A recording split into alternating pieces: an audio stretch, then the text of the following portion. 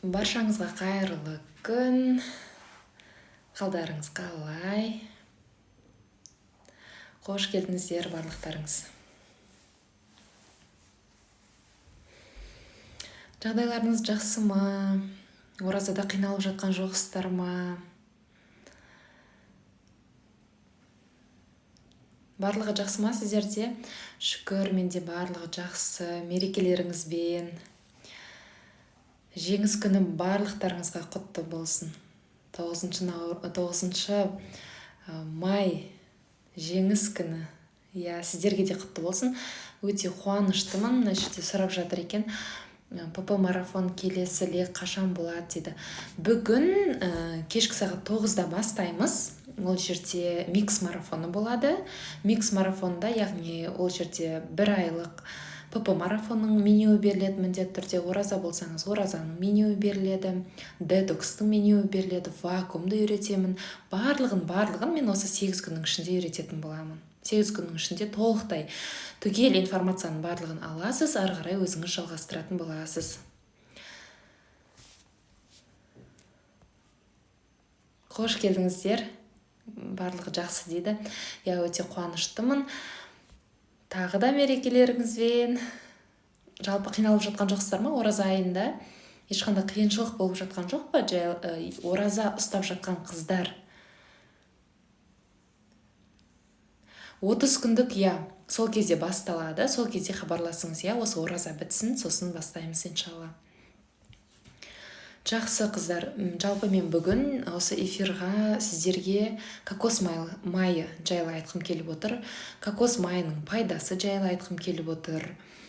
Барлығын дайындадым. Сіздер үшін бүгін эфирға шықпақшымын. Сіздердің денсаулықтарыңыз үшін міндетті түрде ол маңызды. Соңына дейін эфирді көруге мен сіздерге кеңес беремін. Көптеген сіздерге қажетті, өмірлеріңізге қажетті мағлұматтарды алатын боласыздар. Мен бастай берейін, қалған қыздар алда сұрақтары болса, осы эфирдің астына қоя жатар, мен жауап берем. Жақсы ма? Ал кеттік ендеше.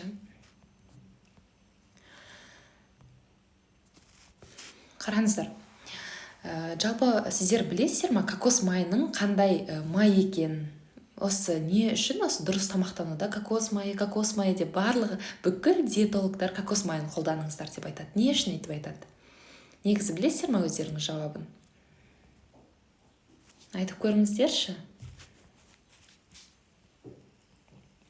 Жалпы біздің ағзамызға пайдасы, мен сол жайлы сіздерге сәл де болсын мағлұмат беріп өтейін. Қараңыздар, кокос майының біздің ағзамызда, яғни терімізге қандай пайдасы бар? Терімізге көбінесе байқасақ, көп адамдардың қыс болсын, жаз болсын, мына терілері қабыршықтанып кетіп жатады. Терілері қабыршықтанып, табанның терісі қабыршықтанып кетіп жататын жағдайлар болады. Немесе беттері, кәдімгідей шылышыца етіп, сонда қабыршықтанып кетіп жатады. Оның барлығы не үшін? Оның барлығы біздің кожамыздың сухой болуынан, оның барлығы біздің кожамызға, терімізге нәр, яғни дәрумен жетіспеушілігінен де болып жатады. Оның барлығын қалыпқа келтіру үшін міндетті түрде осы кокос майын қолданған өте тиімді. Тез эффект береді. Басқа әртүрлі кремдарға қарағанда осы кокос майының эффекті өте күшті.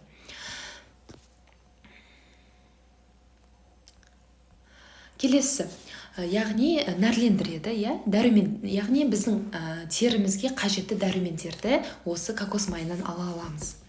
Одан соң ылғалдандырады, яғни жұмсақ қылады біздің терімізді, қол болсын, ол бет болсын, ол мойын болсын, дене болсын, бүкіл табанымызға дейін, табанымыздың ұшына дейін біз осы кокос майын жағатын болсақ, біздің кожамыз баланың кожасы сияқты сондай жұмсақ болатын болады. Байқасаңыздар, балаларды 40-нан шыққанша көбінесе, енді біреу біледі, біреу білмейді, көбінесе осы кокос майымен сылайды. Арқасын сылайды, денесін сылайды.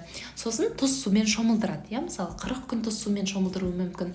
Немесе кезектестіріп, шомылып болған соң жақсылап тұрып, арқасын, денесін, ішін, аяқтарын, қолдарын, бүкіл денесін сылап шығады. Осы кокос майымен сылайтын болса, шынымен де әртүрлі болашақта, мысалы, қандай да бір теріге зиян келмейтін болады. кей адамдарда теріне жаңағы бөртпе пайда болып кетуі мүмкін, немесе бір крем қолданған кезде денелерінде жаңағы аллергия деп айтып жатамыз, сондай шығып кетуі мүмкін.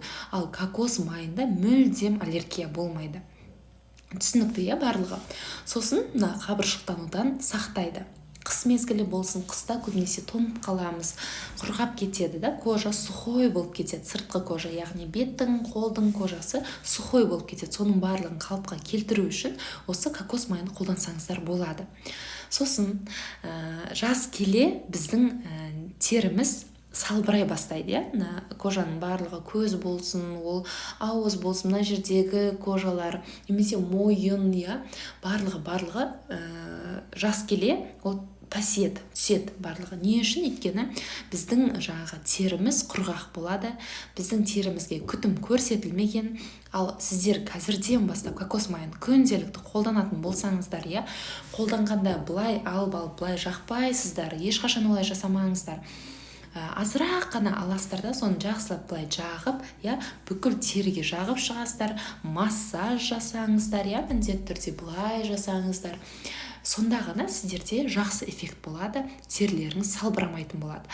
Арықтап жатқан қыздар, менің марафоныма қатысып жатқан қыздар, мен сіздерге бірінші күннен бастап осы кокос майы жайлы толықтай сіздерге жаңағы бетке массажды бердім, соны күнделікті жасап жүріңіздер.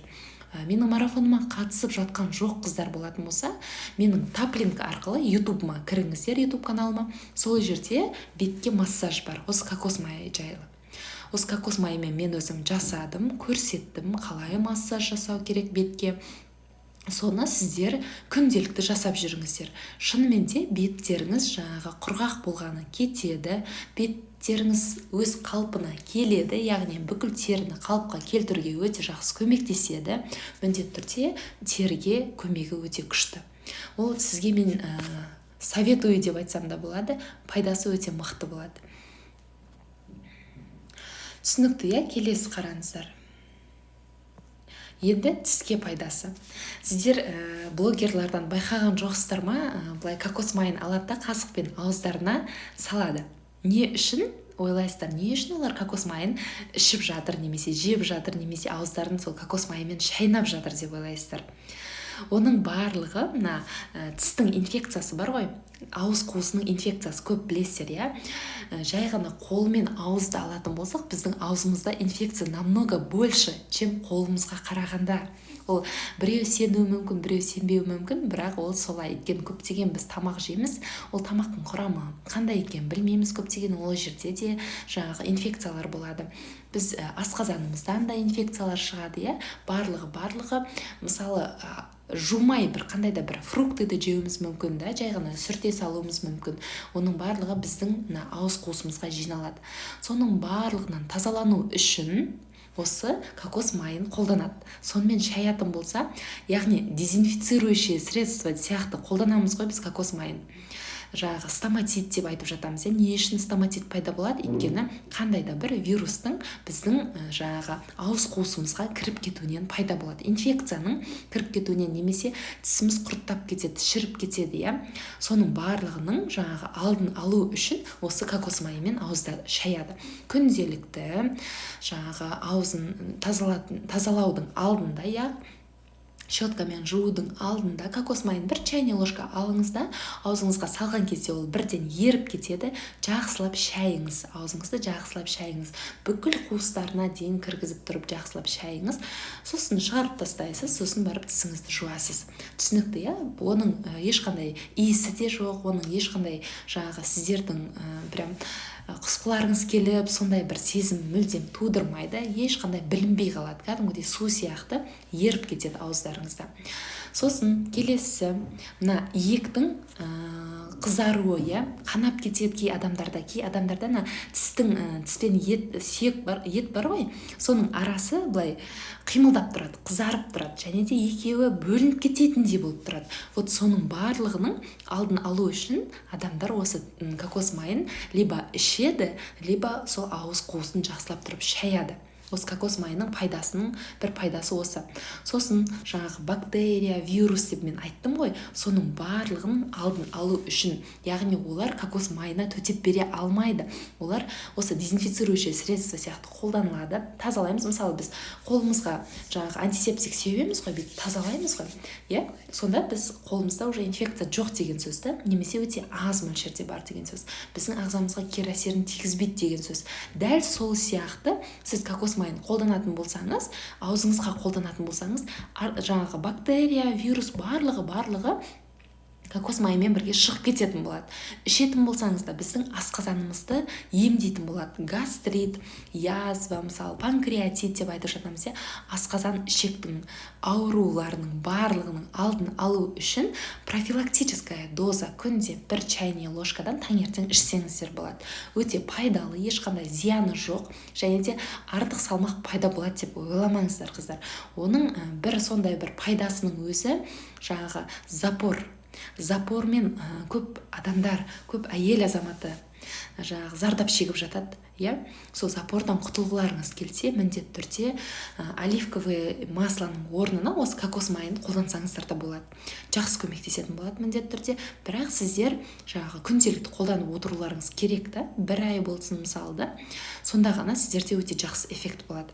Түсінікті, мына асқазан ішек құрттары бар ғой, асқазан ішек құрттарын жойып жіберуге, яғни үлкен дәрет арқылы шығарып жіберуге жақсы көмектеседі осы кокос майы. Айттым ғой сіздерге, дезинфицирующий средство ретінде біз кокос майын барлық нәрсеге қолдансақ болады. Даже біз оны тамаққа да қолдансақ болады. Сонда біздің тамағымыз, жаңағы жасалған тамағымыз, сіз оны қуыратын болсаңыз да, ол ПП тамақ болады. Ол жаңағы калориясы көп, сондай бір әртүрлі токсин алып келетін біздің ағзамызға, мысалы өсімдік майы бар ғой, біз жаңағы тамақ қуырамыз, бауырсақ қуырамыз, сол майды ішетін болсақ, жаңағы тамақ жасап жейтін болсақ, тамағымыздың барлығының токсиндары жиналады біздің ағзамызға. Ал кокос майымен дайындайтын болсаңыз, ол тамағыңыз керісінше пайдалы тамақ болады. Бүкіл дәрумендері сақталады, яғни қарапайым майдың жаңағы 100 градусқа дейін сіз оны қыздырасыз ғой, мысалы пеште қыздырғанда 100 градустан көтеріліп кеткен жағдайда жаңағы өсімдік майы керісінше токсиндарын шығаратын болады біздің ағзамызға жаңағы жеген кезде. Ал кокос майы сіздер 200 градусқа дейін оны қыздырсаңыздар да ешқандай кері әсерін тигізбейді. Пайдалы болып тұра береді. 200 градус ыстықта да пайдалы болып тұрады. Яғни біз газға қойған кезде мысалы 200-ға дейін жетпейді ғой, 150 болуы мүмкін, 140 болуы мүмкін, жаңа ыстықтығы, немесе 180 болуы мүмкін, максимум 200 болуы мүмкін. Бірақ әрі қарай біз асырмаймыз ғой. Дәл солай кокос майы 200 градусқа дейін ыстықта жақсы жаңағы өзінің құнарлылығын сақтайды. Ал өсімдік майы керісінше 100 градустан жоғары қарай уже ол керісінше токсиндарын шығара бастайды, майдың өзінде шығара бастайды. Сосын ойлаңыздар, майға қуырылған мысалы бауырсағыңыз болсын, жаңағы жеті шелпек болатын болсын да, мысалы енді майлы ғой, немесе картошка фри деп айтып жатамыз. Оның барлығы біздің ағзамызға қандай зиян екенін өздеріңіз де ойлай беріңіздер. Ал кокос майы тек пайдасы ғана бар, зияны ол егер профилактический дозамен аз-аздан қолданатын болсаңыз, тек пайдасын ғана сізге көрсететін болады. Түсінікті, бұл? Келесі, қараңыздар, шашқа пайдасы. Көптеген арықтап жүрген қыздар болсын, арықтамай жүрген қыздар болсын, бала туды ма, сразу шаштары түседі. Сразу шаштары түседі, облысение дейді ма, қалай айтады, шашымыздың тақыр болуы, вот сондай эффект болуы мүмкін да, мысалы бала туғаннан соң, немесе қандай да бір стресстік жағдай болуы мүмкін, немесе сіздің ағзаңызға керекті дәрумендерді ішіп жеп жүрмегендіктен, немесе өз шашымызға күтім жасамағандықтан. Қазір білесіздер, біздің жаңағы суымыздың барлығы хлор мен жаңағы біздің шашымыз екеуі кездескен кезде хлор біздің шашымыздың түсуіне өте қатты өзінің эффектін тигізіп жатады, әсерін тигізіп жатады. Ойлаңыздаршы, сіздер әрдайым всегда сумен жуасыздар ғой, біздің шашымыз күннен күнге жұқарып бара жатыр. Ал егер сіздер мысалы аптасына 2 рет осы кокос майымен шаштарыңызға маска жасайтын болсаңыздар, шаштарыңызға маска жасап, жақсылап жаңағы күтім жасайтын болсаңыздар, онда мына шаштың түбі қатаяды, иә. Сонда сіз қанша шашыңызды жусаңыз да, қандай сумен жусаңыз да шашыңыз түспейтін болады. Күннен күнге шаштың түсуі азаятын болады. Кей адамдар айтады, мен бір рет кокоспен жудым, бірақ кокоспен жаңағы майды жақтым, бірақ ешқандай эффекті болмады деп айтып жатады да. Негізі қыздар, сіздер бір рет ойлансаңыздар, бір рет тісіңізді тазаладыңыз да, сосын өмір бақи тістеріңізді тазаламасаңыздар не болады? Құрттап шіріп кетеді ғой ары қарай, дұрыс па? Дәл солай қыздар, кокос майымен профилактика ретінде аптасына 2 рет жуып тұрыңыздар, 1 айдың ішінде сіздер уже эффекті байқайсыздар. Шынымен де шаштарыңыз кәдімгідей түсуін тоқтатады. Шаштарыңыз, мына жерде қараңыздар, мына қажетті дәруменнің барлығын осы кокос майынан сіздердің шаштарыңыз алатын болады. Снаружи іштен бармаған дәрумендер сырттан баратын болады шаштарыңызға, иә. Түптері нәрленеді, түптері қатаяды, шаштың түсуі азаяды. Түсінікті, иә, барлығы. Сосын байқасақ, мысалы, репейное масло шаштың түбіне жағамыз, касторовое масло шаштың ұшына жағамыз, иә, мысалы, бірақ біз жаңағы бір касторовайды бүкіл шаштың басынан аяғына дейін жаға алмаймыз ғой. Ал кокос майын сіздер шаштың түбінен бастап шаштың ұшына дейін жақсаңыздар болады. Бүкіл шаштың объемының барлығына жақып шығасыздар. Сонда шаштарыңыз жылтырайды, иә, сыртқы жаңағы несі, формасы өте әдемі болады. Сосын жаңағы айтады ғой, тыңдағыш келеді деп айтамыз ғой, шашымыз кейде жалбырап кетеді ғой, былай өз-өзімізге көндікпей, соны жаңағы өз қалпында әп-әдемі сақтап тұруға осы кокос майы жақсы көмектесетін болады. Одан бөлек, осы кокос майы жаңағы шашымыз ұштанып кетеді, шашымыз гүлдеп кетеді деп айтып жататынбыз, иә, бұрын сөйтіп айтатынбыз ғой. Вот шашымыз сынғыш келеді ұш жағы. Соның барлығын қалыпқа келтіру үшін осы кокос майымен түгелдей шаштың түбінен соңына дейін жағып шығуларыңыз керек. Я жағып болған соң 1-2 сағаттай сіз оны жумайсыз. Шашыңызға клеенка жауып қойыңыз, оның сыртынан орамал тағып алыңыз, иә. Солай жүріңіз. Солай 1-2 сағат жүріңіз, сосын барып жусаңыз болады. Түсінікті, иә, сонда эффект өте күшті болады. Міндетті түрде осы айтқан рекомендацияның барлығын орындап жүріңіздер. Сосын шаштың түбінен жаңа шаштар шығуға ықпалын тигізеді. Шаштың қалыңдауына көмектесетін болады міндетті түрде. Шаштарыңыз жылтырайды, шаштың өсуі тездететін болады. Яғни тез өсуіне, иә, жақсы қалың болып өсуіне осы кокос майының ықпалы өте зор. Сіздер байқасаңыздар, әрбір шампуньнің жаңағы рекламасында сыртында состав деген жерінде кокосовое масло деп тұрады. Кокосовое масло мен шаштың екеуінің жаңағы связь деп айтамыз ғой, иә, сондай күшті, әрдайым сұлу жаңағы өздерінің шаштары қалың адамдардан сұрасаңыздар, біреуі ол генетика, екіншісі шаш күтімі, яғни осы кокос майымен көп қолданған адамдар болып табылады да, өздеріңізде сұрап білсеңіздер болады. Сосын бүкіл косметологтардың барлығы кокос майын рекомендация етеді. Кокос майымен қолданатын болсаңыздар, шынымен де беттеріңіз кәдімгідей әдемі болып шығатын болады. Бірақ көп былшылдатып жағудың қажеті жоқ. Эффект ол өзіне, мысалы, сіз қанша қолдансаңыз да, жаңағы тері бар ғой, өзіне керегін ғана сіңіріп алады да, қалғанын ол сіңірмейді. Оған ол пайдасы жоқ көп қолданудың. Түсінікті, иә. Сол үшін кокос майлары ондай көп объемда сатылмайды, негізі байқасаңыздар. Тек бетіне ғана жағатындар мынандайын алады. Ал біз дұрыс тамақтанып жүрміз, иә. Біз тамаққа да қосуымыз қажет, біз шашымыздың күтімінен де қолдануымыз қажет, біз денеміздің күтімінен де қолдануымыз қажет. Беттің, қолдың, жаңағы аяқтың табан бар ғой, табан бүйтіп жарылып кетеді ғой, көп адамдарда мен байқаймын, табандары осылай жарылып кетеді. Особенно артық салмағы бар адамдарда солай жарылып кетеді. Ол нагрузка аяққа біріншіден, екіншіден сіздердің жаңағы уход жоқта аяққа сіздер күнделікті массаж жасамайсыздар, маймен майламайсыздар, сыламайсыздар, крем жақпайсыздар да, соның барлығының әсері осы трещиналарға алып келіп жатады. Немесе кей адамдарда ол наследственно болып кетуі мүмкін. Бірақ ондай болған жағдайда да сіздер егер күнделікті қолданатын болсаңыздар, иә, оның барлығының алдын алуға болады. Түсінікті, иә, бұның барлығы түсінікті. Кішкентай қыздарға бола ма? 3 жастағы әрине болады, айтып жатырмын ғой, кішкентай туылған балаларға да болады. Оның ешқандай аллергиялық ықпалы жоқ, уайымдамаңыздар. Кішкентай нәрестеге 40 күнге дейін оны жағады. Не үшін онымен сылайды? Өйткені ода аллергендік ешқандай не жоқ, аллергический реакция жоқ да. Сіздің балаңызда аллергия пайда болып кетуі мүмкін емес, бөртпелер пайда болып кетуі мүмкін емес. Ол беті майлы болады ғой, сондай адамдар, вот соларда болуы мүмкін да. Өйткені майдың үстіне май жақсаңыздар білесіздер ғой не болатынын, иә. Беті майлы емес, құрғақ емес, средний болса да сіздерге жағуға болады. Аз ғана аласыздар, жағасыздар, жақсылап массажды жасайсыздар. Мойынға жасайсыздар, бетке жасайсыздар, маңдайға жасайсыздар, былай жасаңыздар, жарай ма? Вот сонда сіздерде әжім пайда болмайтын болады.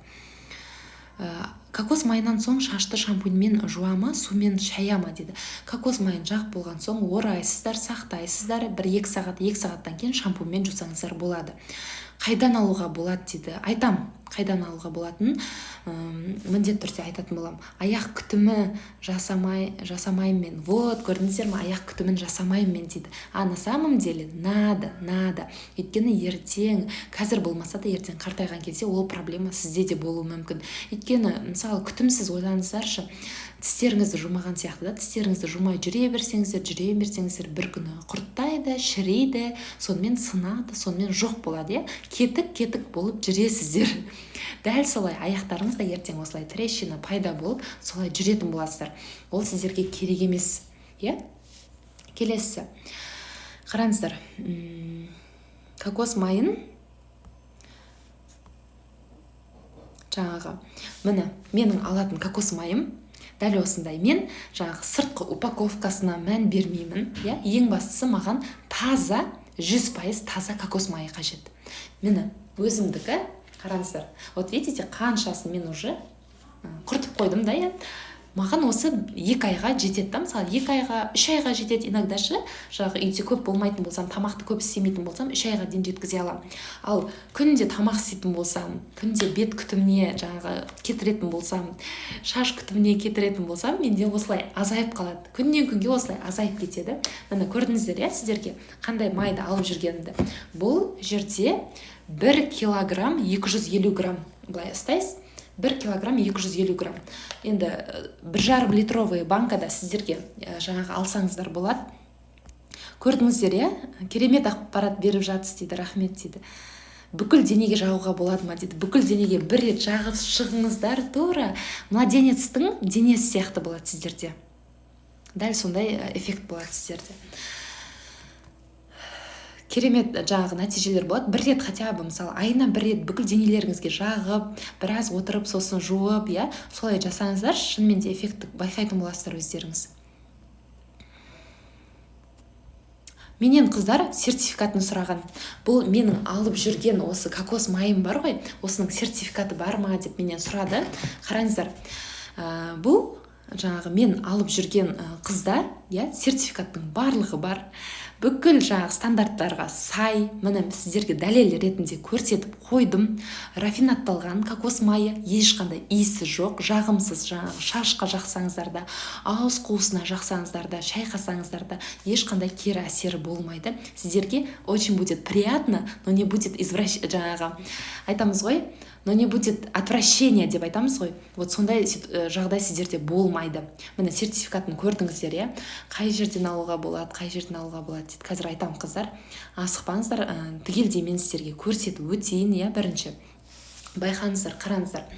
Мына жерде мен біреулердің кокос майын сатып жатқандарын байқадым. Өзімде талай жерден ұрындым, талай жерден сатып алдым, өте қымбатқа алдым. 500, мына жерде 500 грамм, көрінбей қапты, мына жерде 500 граммның бағасы 6500 теңге деп тұрған. Көріп тұрсыздар.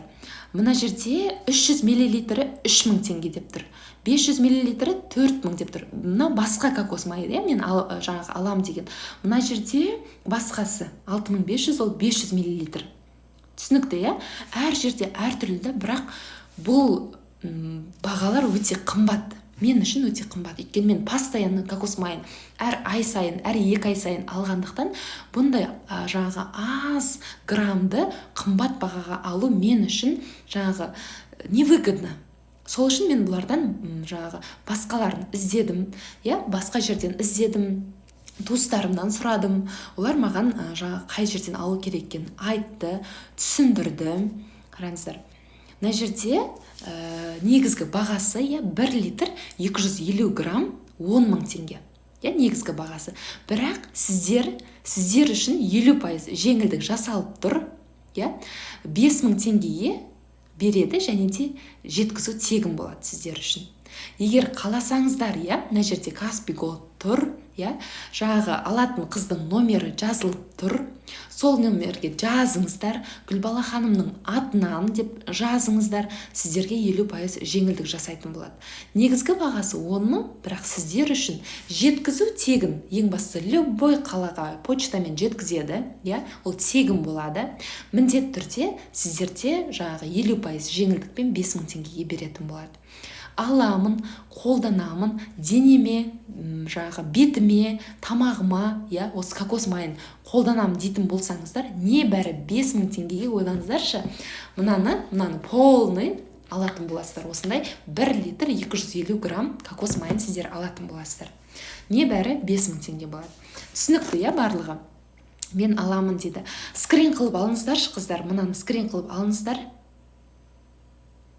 Алыңыздар. Қайдан аламыз, қай жерден алуға болады дейді. Басқа жерлерде қыздар фирмалар білесіздер, басқа фирмаларды енді аты бар фирманың, сол үшін бағаны қосады. Жаңағы мынандай шыны ыдыстарға салады, оны упаковка жасайды. Оның барлығына ақша кетеді, білесіздер, сол үшін оларда баға қымбат болып жүреді. Яғни маркетинговый план, рекламасын алады, өздерінің пайдалары бар, жаңағы завоз бар деп айтамыз, сол үшін олар осылай қымбат бағаға сатады. Ал бұл жерде жаңағы алып келеді, үлкен олар оптовиктар. Мен алатын жер ол оптовиктар. Оптовик, олар жай ғана былай азаздан алып келмейді. Олар коробка бар ғой, дәу бір 18-20 жаңағы литрлік коробкалар мен алып келеді, бұндай кокос майын. Сосын сол 20 литр бачок бар ғой, соның ішінен алып, осындай ыдыстарға салады и сразу өткізіп жібереді. Өйткені олардан көбінесе ПП торттар жасайтын, ПП тамақтар жасайтын, ПП еда деп жаңағы кафелерде соларға беріп тастайды, ал өздеріне былай сақтамайды. Олар қалай келеді, солай кетеді, қалай келеді, солай кетеді. Дәл солай, егер сіздер де қаласаңыздар, без упаковки, без ничего, не надо, олайға қарамаңыздар. Оның барлығы сізге ешқандай пайдасын тигізбейді ғой. Дәл осылай алып қолданыңыздар. Үйде кәдімгідей 5-литровка банкадамыз, баклажкада май бар ғой, дәл солай сияқты осылай аласыздар, азаздан қасықпен алып қолданасыздар, тамаққа қосасыздар, немесе жаңағы күтімдеріңізге қолданасыздар. Өздеріңіз ғана емес, балаларыңызға да қолдандырыңыздар. Өйткені баланың да тісі шірейді, баланың да ауыз қуысы өте лас, баланың да кожасы өте қауіпті да, мысалы әртүрлі жаңағы инфекция, мысалы подкожный клещ деп айтып жатамыз, сондай жағдайлар болып кетпес үшін міндетті түрде сіздер балаларыңыздың да аяқтарына, хотя бы мысалы өз балаңызға енді кішкентай болса да, енді білмеймін, бір 5 классқа дейін өздеріңіз массаж жасаңыздар, кокос майын алып, арқасын, қолын, аяғын, бетін, шашына массаж жасаңыздар. Қазірден бастап балаларыңыздың күтіміне жақсылап қарайтын болсаңыздар, ертең алдағы уақытта олардың шаштары көп түспейді, мысалы да, денелері құрғамайды, подростковый возраст болады, ол кезде жаңағы беттеріне әр нәрсе шығып кетпейтін болады. Өйткені не үшін? Күтімі жақсы. Күтімі жақсы баладан ертең жақсы нәтижелер шығатын болады. Түсінікті, денсаулығымен өте жақсы жаңағы эффекттер болады. Өзіңіздің парақшада майды қолдану жазыңызшы. Бүгін кешігіп қалдым, сізді тыңдай алмай қалдым. Бас жағын дейді, мен эфирді жарайды сақтайын, міндетті түрде скрин қылып осы жаңа қызға жазыңыздар, шынымен де сіздерге ең бастысы Гүлбаладан деп жазыңыздаршы. Сонда ғана сіздерге 50% жеңілдік жасап, 5 000 теңгеге менің ғана оқырмандарыма тегін жеткізіп беретін болады. Түсінікті, барлығы. қалай сақтаймыз? Бұл кокос майын сіздер холодильникте сақтайсыздар. Аштыңыздар ма? Болды, холодильникте сақтайсыздар. Немесе жаңағы салқын жерде сақтайсыздар. Бірақ ыстық жерде тұратын болса, бұл еріп тұрады. Сосын холодильникке салып қоюды ұмытпаңыздар. Сіздерге почтамен келеді, аласыздар, холодильникке саласыздар. Түсінікті, иә? Алматы қаласынан болатын болса, бір күннің ішінде жеткізу, ал басқа қалаларда болатын болса, жеткізу 3-4 күннің ішінде болады. Почтамен жіберіледі. Немесе қаласаңыздар автобуспен жіберіңіздер деп айтыңыз, өзіне жазатын боласыздар. Түсінікті, иә? Тамаққа қалай қосып жасаймыз? Плов. Вот, плов пісіретін менің көп қыздарым сұрайды, плов жегіміз келіп жүр деп. Пловты осы кокос майымен аласыз, бір қасық жеткілікті, көп май қолданудың қажеті жоқ. Бір қасық аласыз, соған етті қуырасыз, соған пиязды қуырасыз, соған жаңағы күрішіңіз, сәбізіңізді салып дайындай бересіз. Ол біздің ағзаға пайдалы болады. Көп рахмет дейді, өте қуаныштымын. Оливка майдың қандай түрін аламыз? Рафинированный или не рафинированный? Оливковое масло рафинированный ол тамаққа қосылады, не рафинированный ол салатқа қосылады. Қалауыңыз қайсысын қолданғыңыз келеді, соны алып қолданасыз. Қаласаңыз екеуін де алыңыз. Түсінікті, иә? Холодильникке сақтаймыз ба дейді. Иә, эфирді сақтаңызшы. Сақтайын. Қай қаладан келеді? Алматы қаласынан келеді. Алматы қаласындағы тұрғындар осы жерде бар болса, бір күннің ішінде жеткізеді. Басқа қалалар болатын болса, 3-4 күннің ішінде жетіп барады.